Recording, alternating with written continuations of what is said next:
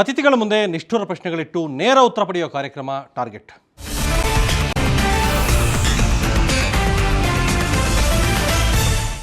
ನಮ್ಮ ಇವತ್ತಿನ ಟಾರ್ಗೆಟ್ ಚಲನಚಿತ್ರ ನಿರ್ಮಾಪಕ ಕೆ ಮಂಜು. ಮಂಜುವರ ಕಾರ್ಯಕ್ರಮಕ್ಕೆ ಸ್ವಾಗತ. ಮಂಜುವರ, ಇತ್ತೀಚೆಗೆ ತಮ್ಮ ಗಾಡ್ ಫಾದರ್ ಮತ್ತು ಕಠಾರಿ ವೀರ ಎರಡು ಚಿತ್ರಗಳ ಮಧ್ಯೆ ದೊಡ್ಡ ವಿವಾದ ಉದ್ಭವ ಆಗಿದೆ. ಚಿತ್ರವನ್ನು ಒಂದೇ ದಿನ ಬಿಡುಗಡೆ ಮಾಡಬೇಕು, ಮೇ 3ನೇ ತಾರೀಕು ಅನ್ನೋದು ಎರಡೂ ನಿರ್ಮಾಪಕರು ಮಣಿರತ್ನ ಮತ್ತು ಮಂಜು ಅವರ ವಾದ. ಯಾಕೆ ಒಂದೇ ದಿನ ಇಬ್ಬರು ಸಿನಿಮಾ ಬಿಡುಗಡೆ ಮಾಡಬೇಕು? ನಾನು ಅದೇ ಹೇಳ್ತಾ ಇದ್ದೀನಿ, ಒಂದೇ ದಿನ ಬಿಡುಗಡೆ ಮಾಡಬಾರ್ದು, ಎರಡರಲ್ಲಿ ಒಂದು ಸಿನಿಮಾ ಬಿಡುಗಡೆ ಮಾಡಬೇಕು ಅಂತ ನಾನು ಕೇಳ್ಕೊತಾ ಇದ್ದೀನಿ. ಯಾಕೆ ಇಬ್ಬರೂ ಕೂಡ ನಿರ್ಮಾಪಕರು, ತಾವು ಸೀನಿಯರ್ ನಿರ್ಮಾಪಕರು, ಅವ್ರ ನಿರ್ಮಾಪಕರ ಸಂಘದ ಅಧ್ಯಕ್ಷರು, ಯಾಕೆ ಈ ಹಠಕ್ಕೆ ಬಿದ್ದಿದ್ದೀರಿ ಇಬ್ಬರು? ಹಠಕ್ಕೆ ಬಿದ್ದಿಲ್ಲ. ನಾನು ನಮ್ಮ ಅಧ್ಯಕ್ಷರಿಗೆ ಹೇಳಿದ್ದೇನು ಅಂದರೆ, ಗಾಡ್ ಫಾದರ್ ಚಿತ್ರ ಮೊದಲು ನಾನು ಮಾಡಿದ್ದೀನಿ, ದಯವಿಟ್ಟು ನನಗೆ ಜನವರಿ ಮಾಡಬೇಕಾಯ್ತು, ಮಾಡೋಕ್ಕಾಗಲಿಲ್ಲ, ಅವಕಾಶ ಕಡಿಮೆ ಇತ್ತು. ಯಾಕೆಂದರೆ ನಾನು ದಕ್ಷಿಣ ಭಾರತದ ಇವತ್ತು ಭಾರತಕ್ಕೆ ಹೆಸರಾಂತ ಒಬ್ಬ ಸಂಗೀತ ಪ್ರಪಂಚದಲ್ಲಿ ಇವತ್ತು ಎ ಆರ್ ರೆಹಮಾನ್ ಬಗ್ಗೆ ನಾವು ಕೇಳಿದ್ದೀವಿ, ನೋಡಿದ್ದೀವಿ, ಜೊತೆಲಿ ಕರ್ಕೊಂಬಂದು ಮಾಡ್ತಕ್ಕ ಎಷ್ಟು ಖುಷಿ ಆಗುತ್ತೆ ಹೇಳಿ. ಆ ಥರದ್ದು ಒಬ್ಬ ಸಂಗೀತ ನಿರ್ದೇಶಕತೆ ಕೆಲಸ ಮಾಡ್ತೀನಿ. ಅದನ್ನು ಸ್ವಲ್ಪ ತಡ ಆಯಿತು. ಆಗ ನಮ್ಮ ಡೈರೆಕ್ಟರ್ದ ಎಸ್ ಶ್ರೀರಾಮ್ ಅಂತ ಈ ವಾಂಟೆಡ್, ತೇರನಾಮ್, ಮಿಲ್ಲಂಗಿ ಶಕ್ತಿ, ಈ ಥರ ಹಿಂದಿ ಚಿತ್ರಗಳು, ಶಾರುಖ್ ಖಾನ್, ಸಲ್ಮಾನ್ ಖಾನ್ ಇವ್ರ ಜೊತೆ ಕೆಲಸ ಮಾಡಿದಂಥ ಕ್ಯಾಮ್ರಾಮ್ಯಾನ್ ನಮ್ಮ ಚಿತ್ರ ನಿರ್ದೇಶಕರು. ಈ ಥರ ಒಂದು ದೊಡ್ಡ ತಂಡ ತೊಗೊಂಡಾಗ ನನಗೆ ಒಂದು 2-3 ತಿಂಗಳು ಹೆಚ್ಚು ಕಮ್ಮಿ ಆಗುತ್ತೆ.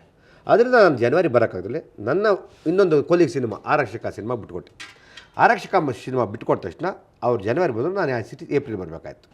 ನಾನು ಏಪ್ರಿಲ್ ಮೊನ್ನೆ ರೆಡಿಯಾಗಿದೆ, ನಾನು ಬರ್ತೀನಿ ಅಂತ ನಮ್ಮ ಮಣಿರತ್ನವ್ರಿಗೆ ಹೇಳಿದೆ. ಅದಕ್ಕೆ ನಮ್ಮ ಅಧ್ಯಕ್ಷ ಇಲ್ಲ, ನಾನು ರೆಡಿಯಾಗಿದೆ, ನಂದು 3D ಸಿನಿಮಾ ನಾನು ಬರ್ತೀನಿ. ನಾನು ಹೇಳಿದೆ ಒಂದೇ ಇರೋದು. ಈಗ ಅವ್ರು ಕೇಳ್ತಾ ಇದ್ದಾರೆ, ನಿಮ್ಮದು ಲೇಟ್ ಆಯಿತು ಬರೋಕ್ಕಾಗಲಿಲ್ಲ ಅಂದರೆ ನೀವು ಯಾಕೆ ಅವ್ರಿಗೆ ಬಿಟ್ಕೊಡ್ಬಾರ್ದು? ಲೇಟ್ ಆಗದಾಗ, ನಂದು ಲೇಟ್ ಆಗಿದ್ದಾಗ ಅವಾಗ ಆ ಸ್ಥಾನದಲ್ಲಿ ಅವರಿದ್ರೆ ಬಿಟ್ಕೊಡ್ತೀವಿ. ಈಗ ಲೇಟ್ ಆಗಿಲ್ವಲ್ಲ, ರೆಡಿ ಆಗಿದ್ದಿಲ್ಲ, ಅದಕ್ಕೆ ನಾನು ಬರ್ತಾಯಿದ್ದೀನಿ. ಹಾಗಾದರೆ ಮಣಿರತ್ನಂ ನಾಯ್ಡು ಅವ್ರಿಗೆ ತಾವು ಬಿಟ್ಕೊಡಲ್ಲ?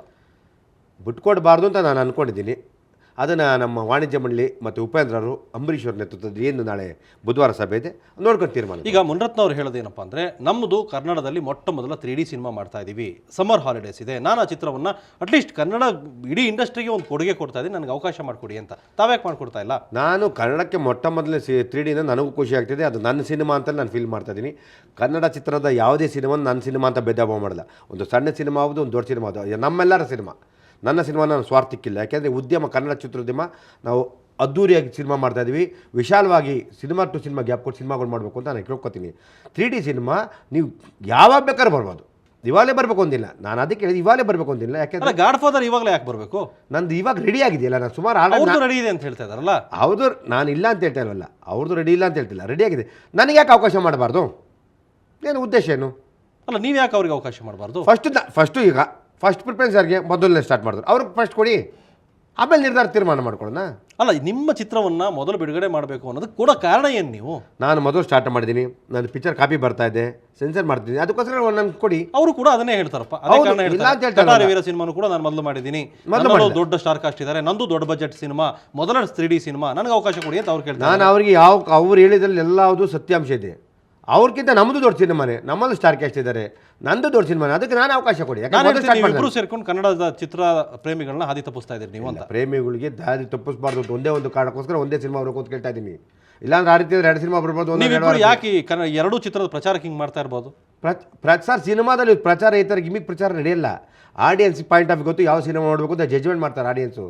ಸಿನಿಮಾ ಎರಡು ಅದ್ಭುತವಾಗಿ 2 ಸಿನಿಮಾ ನೋಡ್ತಾರೆ, ಗ್ಯಾಪ್ ಬೇಕು ಅಂತ ಹೇಳಿದ್ರು. ಇತ್ತೀಚೆಗೆ ನಟ ನಟಿಯರು ಹೆಚ್ಚು ಪ್ರಚಾರಕ್ಕೆ ಬರಲ್ಲ ಅಂತ ಹೇಳ್ಬಿಟ್ಟು ನೀವು ನಿರ್ಮಾಪಕರೇ ಪ್ರಚಾರಕ್ಕೆ ಸರ್, ನಾನು 37 ಸಿನಿಮಾ ಮಾಡಿದ ನಟ ನಟಿಯರಿಗೆ ಹೆಚ್ಚಿಗೆ ಪ್ರಚಾರಕ್ಕೆ ಬಿಡ್ತಾರೆ ಕೇಳಿಲ್ಲ. ಯಾಕೆ ನಾನು ಸಿನಿಮಾಗಳನ್ನ ನನ್ನ ಆಡಿಯನ್ಸ್ ಗೊತ್ತು, ನಾನು ಕೆ ಮಂಜು ಸಿನಿಮಾ ಯಾವ ರೀತಿ ಇರ್ತದೆ, ಸಿನಿಮಾ ಚೆನ್ನಾಗಿಲ್ಲ, ನಾನೇ ಎಷ್ಟೋ ಸಿನಿಮಾ ಚೆನ್ನಾಗಿ ನಾನು ಒಪ್ಕೊಂಡಿದ್ದೀನಿ. ನೀವು ಇಬ್ಬರು ಕಾಂಪ್ರಮೈಸ್ ಮಾಡ್ಕೊಳ್ಳದೆ ಇರುವಂಥ ಸಮಸ್ಯೆ ಏನು ದೊಡ್ಡದು ಅಂತ ಕೇಳ್ತೇನೆ. ಚಲನಚಿತ್ರ ವಾಣಿಜ್ಯ ಮಂಡಳಿಗೆ ಹೋದ್ರಿ, ಅಲ್ಲಾಗಲಿಲ್ಲ. ಈಗ ಅಂಬರೀಷ್ ವಾಣಿಜ್ಯ ಮಂಡಳಿಗೆ ಏನಾಯಿತು ಅಂದರೆ, ಬೆಳಿಗ್ಗೆ ಒಟ್ಟಾರೆ ಇಡೀ ವಾಣಿಜ್ಯ ಮಂಡಳಿಯಲ್ಲಿ ಆ ಪದಾಧಿಕಾರಿ ಕೂತ್ಕೊಂಡು ಏನಂತಂದರೆ, ಕೆ ಮಂಜೂರು ಮಾನವೀಯತೆ ಪ್ರಕಾರ ಅವರು ತುಂಬ ಸಿನಿಮಾ ಫಸ್ಟ್ ಪಾರ್ಟ್ ಮಾಡಿದ್ರೆ, ಆಮೇಲೆ ಸೆನ್ಸಾರ್ ಮಂಡಳಿಯವರು ಯಾರು ಮೊದಲು ಸರ್ಟಿಫಿಕೇಟ್ ತಗೋತಾರೆ ಅವ್ರು ರಿಲೀಸ್ ಮಾಡಿ ಅಂತ ಚಲನಚಿತ್ರ ವಾಣಿಜ್ಯ ಮಂಡಳಿ. ಸರ್, ಅದು ಈ ಸಿನಿಮಾ ಬರೋಕ್ಕೆ ಇಲ್ಲ, ಸಾಧ್ಯ ಇಲ್ಲ. ಯಾಕೆ ಅಂತ ಕಾರಣ, ಇದು ಥಿಯೇಟರ್ ಸಮಸ್ಯೆ ಆಗಿದ್ರೆ ಸೆನ್ಸರ್ ಯಾವ್ದು ಬರ್ತದೆ ಕೊಡು. ಈಗ ನಾನು ಅವ್ರ ಥಿಯೇಟರ್ ಅನ್ನೋದು ಮಾಡಿ, ನಾನು ಥಿಯೇಟರ್ ಅನ್ನೋದು ಮಾಡಿದ್ರೆ ಸೆನ್ಸರ್ ಹೇಳ್ತಾರೆ ಈಗ ಯಾವ ಪಿಕ್ಚರ್ ಕೊಡಬೇಕು ಅಂತ ಅವ್ರು ಕನ್ಫ್ಯೂಸ್ ಗೊಂದಲ ಇದ್ದಾಗ ಈ ಸಮಸ್ಯೆ ಬರುತ್ತೆ.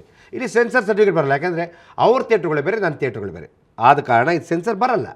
ನೀವು ಒಂದು ವಿಂಗ್, ಅದು ಚಲನಚಿತ್ರ ವಾಣಿಜ್ಯ ಮಂಡಳಿಯಲ್ಲಿ ನಿರ್ಮಾಪಕರ ವಿಂಗು ಭಾಳ ದೊಡ್ಡದು, ಪ್ರದರ್ಶಕರು ಬಿಟ್ಟರೆ ನಿರ್ದೇಶಕರು ಬಿಟ್ಟು ತಮ್ಮದೇ.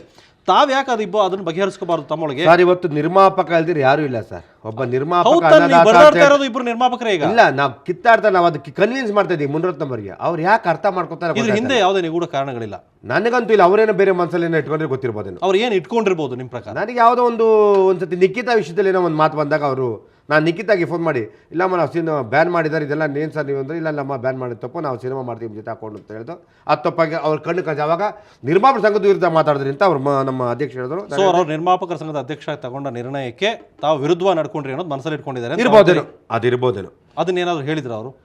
ಒಂದೆರಡು ಸತಿ ನನಗೆ ಹೇಳಿದ್ರು ನೀವು ಮಾಡಿದ್ದು ಕರೆಕ್ಟ್ ಅದು. ನನ್ನ ಅನಿಸಿಕೆ ಪ್ರಕಾರ ನಾನು ಕರೆಕ್ಟಾಗಿದ್ದೀನಿ ಅಂತ ಹೇಳಿ. ಹೇಗೆ ನಿಖಿತಾ ಅವ್ರಿಗೆ ತಾವು ಸಪೋರ್ಟ್ ಮಾಡಿದ್ದು ನಿರ್ಮಾಪಕರ ಸಂಘನೇ ಒಂದು ಕಡೆ ಆದ್ರೆ ನೀವು ಯಾಕೆ ಅದನ್ನು ಹೊರಬಂದು? ಸರ್ ಇವಾಗ ಎತ್ತು ಜ್ವರ ಬಂದ್ರೆ ಎಮ್ಮೆ ಬೇರೆ ಹಾಕೋದು ನ್ಯಾಯನಾ ಸರ್ ಅವಳನ್ನ ನೀನು ನಿರ್ಮಾಪಕರು ಸಂಘದ ಅಧ್ಯಕ್ಷರಾದಂತ ಮುನರತ್ನ ಅವ್ರ ಜೊತೆ ಚರ್ಚೆ ಮಾಡ್ಬೋದಿತ್ತಲ್ಲ.